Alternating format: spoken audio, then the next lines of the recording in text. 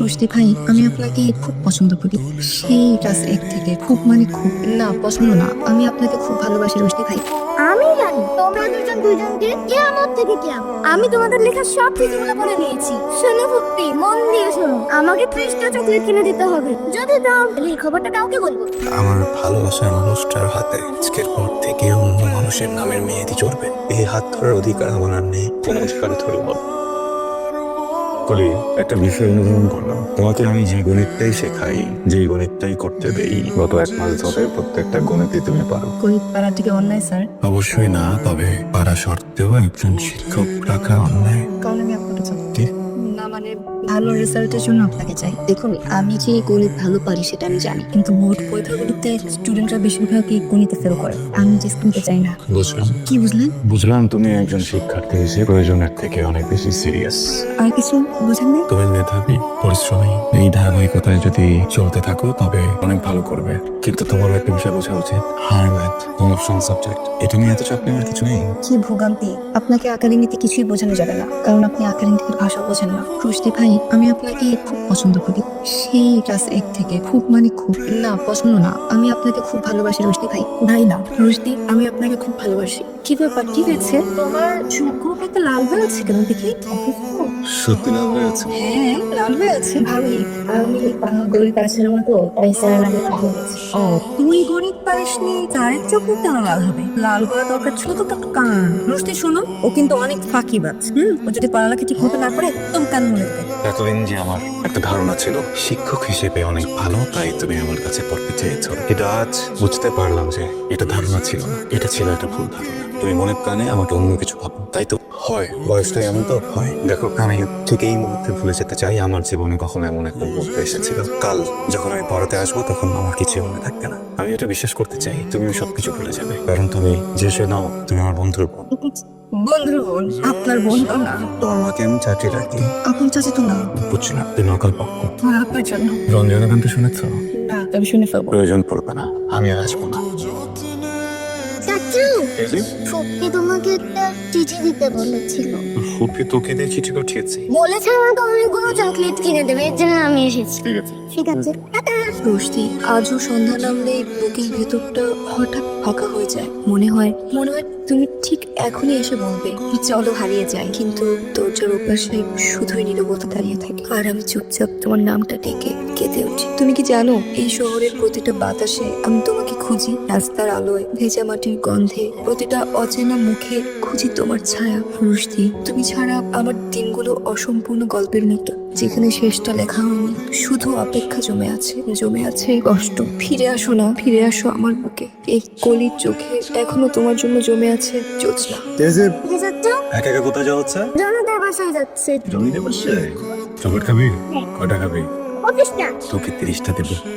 একটা কাজ করে দিতে পারবি? এটা ফুপিকে দিবি, ঠিক আছে? আর একটা কথা, কেউ যেন না দেখে। কেউ যদি এটা দেখে ফেলে, আমিও কিন্তু জনিদের বাসায় কথা বলে দেবো। জলদি আসতে হবে। যাও। ফুপ্পি, নাও, রোজি চাচু পাঠিয়েছে চিঠি। কলি, তুমি জানো না কতবার তোমার জন্য আকাশের দিকে তাকিয়েছি। ভাবি, এই একই আকাশ কি তোমাকেও ছুঁয়ে যায়? এই একই বাতাস কি তোমার চুলে এলোমেলো ফেলে? একবার যদি দেখতে পেতাম তোমাকে, আমি হয়তো পৃথিবীর সবচেয়ে নীরব মানুষ হয়ে যেতাম। শুধু চোখ করে দেখতাম আর মনে মনে বলতাম, এই তো তুমি, এতদিন যাকে খুঁজেছি। এত রাতে কেন এসেছো? তুমি কেন আমার জন্য আপনাকে ছাদে এসেছো? আমি কি একবার জিজ্ঞেস করেছি চিঠিটা কেমন ছিল? জানি না।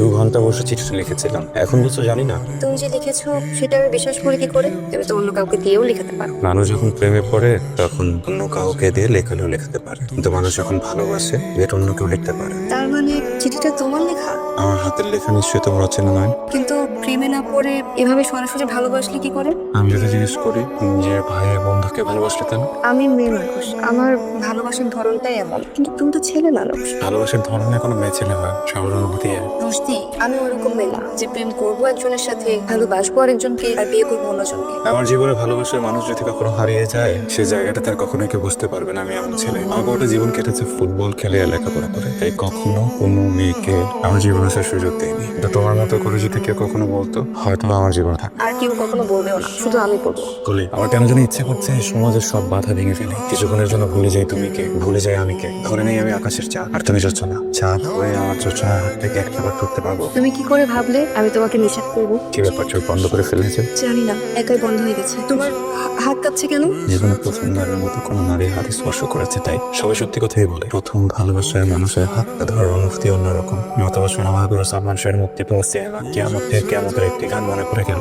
ও বন্ধু গো, চিরসাথী পথ চলা, তোমার জন্য গড়েছি আমি মঞ্জিল ভালোবাসা যে ভালোবাসা। আমি জানি তোমরা দুজনকে কিয়ামত থেকে কিয়ামত আমি তোমাদের লেখা সব চিঠিগুলো পড়ে নিয়েছি। শোনো ফুপ্পি, মন দিয়ে শোনো। আমাকে 30টা চকলেট কিনে দিতে হবে। আর চাচু, তুমি একদম কান খুলে শুনে নাও। আমাকে এইবারই ফুটবল খেলা নিতে হবে আর একটা লাকিম দিতে হবে। যদি দাও এই খবরটা কাউকে বলবে। এই যে সুযোগ তো হচ্ছে না। মুক্তিপণের পরিমাণ আবার বাড়বে না তো? না, বাড়বে না। তাহলে ভেবে দেখা যায়। রিন্টু মামা কিন্তু বাসায় এসেছে, আর ওনার চোখ হলো শকুনের মতো। উনি যতদিন আছে ততদিন আমরা ফোনে কথা বলবো না। 5 মিনিটের জন্য না? না, 5 মিনিটের জন্য না। তোমার রিন্টু মামা যাবে উনি প্রতি ডিসেম্বরে আসে আর 1 মাস থেকে যায়। রিন্টু মামা তো দেখছি আমার প্রেমে 12টা বাজিয়ে ছাড়বেন। আচ্ছা শুনো, আমরা কিন্তু এখন থেকে ছাদে দেখা করবো, ঠিক আছে? তার মানে ছাদের পর ছাদ পাকিয়ে তারপর তোমার সাথে দেখা করতে হবে। রিন্টু মামা যতদিন আছে ততদিন একটু কষ্ট করো। শোনো, তাহলে আমি 10 মিনিট পরে তোমার ছাদে আসছি। আরে কি করো 10 মিনিটের মাঝে?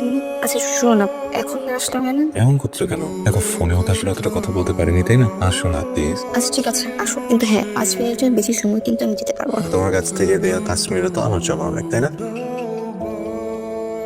এটা তোমার জন্য। এটা কিসের অ্যালবাম? আর্ট, আমার প্রিয় ব্যান্ড। শোনো, ভালো লাগবে। আচ্ছা শুনবো। রুশদি, তুমি আজকে যাও। আচ্ছা, কি ব্যাপার, একটা কথা বলো তো। তুমি এত ভয় পাও কেন? জানি না কেন যেন মনের মাঝে খুব ভয় কাজ করছে। আর নিজের মনকে একটা কথা বলে রেখো, তুমি যাকে ভালোবাসো সে কিন্তু চেষে না। সে সালমান শাহের ফ্যান, সে কোনো কিছুকে ভয় পায় না। সে তোমাকে আগলে রাখতে চায়। পুরো পৃথিবী যদি তোমার বিপরীতে দাঁড়িয়ে থাকে, সে বুক পেতে বলবে, হ্যাঁ পৃথিবী, তোমরা যাকে নিতে এসেছো সে আমার। প্রয়োজনে আমাকে নিয়ে যাও, তাকে কিছু করো না। আমি মৌসুম প্রয়োজনের থেকে একটু বেশি ভয় পাই। তুমি যাও আজকে। এভাবে বলো না, একটু থাকি। তোমাকে থাকতেও দিব না, রিন্টু মামা, যেতেও কিছু বলবে না, আজকে আমার শেষ রাত। এখন আমার বিয়ে হয়ে যাচ্ছে। চলো চলো আমরা পালিয়ে যাই। তুমি জানো এটা আমি পারবো। কেন পারবে না?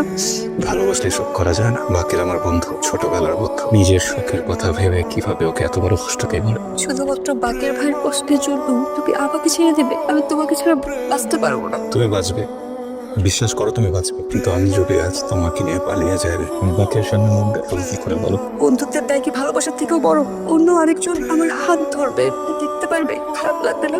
এটাই সত্যি, কিন্তু আমাকে পারতে হবে। কারণ শুধু বাকের না, কারণ তোমার মা কলি, সে ছোটবেলায় আমার মা মারা যান, কিন্তু আমি কখনো এক অনুভব করিনি। তোমার মা আমাকে নিজের মায়ের মতো আদর করেছে, আমার যত্ন করেছে, হাতে তুলে খাইয়ে দিয়েছে। এমন একটা মানুষকে যদি আমি এত বড় কষ্ট দিই, পৃথিবীর কোনো সুখ আমার সহ্য হবে না। বিশ্বাস করো, পৃথিবীর কোনো সুখ আমার সহ্য হবে না। আমি যাকে বিয়ে করবো সে আমার দেহ পাবে, মন পাবে না। আমার মনটা শুধু তোমার জন্য, তোমার কাছে আটকে থাকবে। তবে তুমিও জেনে রাখো কলি, রুশদির জীবনে কলি ছাড়া আর কখনো কোনো মেয়ে আসবে না। রুশদি কখনো বিয়ে করবে না। রুশদি সংসার করবে কলির স্মৃতির সাথে, ভালোবাসার স্মৃতি।